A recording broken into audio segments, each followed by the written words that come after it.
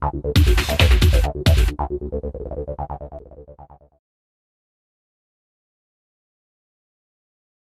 next feature is Busy Lamp Field. The Busy Lamp Field feature, or BLF, is used to monitor the status of the line that belongs to someone else's phone. With a BLF soft key, you cannot answer their incoming calls. You cannot make a call on their line. It is only for monitoring the status.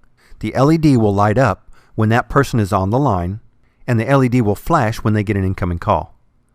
The only thing that happens when you push the Busy Lamp Field soft key is that it speed dials that person. So this is much different than the Shared Call Appearance feature that we saw earlier. With the Shared Call Appearance soft key, I am sharing the line with another person. I can answer their calls and make calls on that line. With the feature I'm showing you right now, the Busy Lamp Field soft key, it is only to display the status of someone else's line. I can only see the LED lighting up when they are on a call or receiving an incoming call. I cannot do anything with that line except see the status.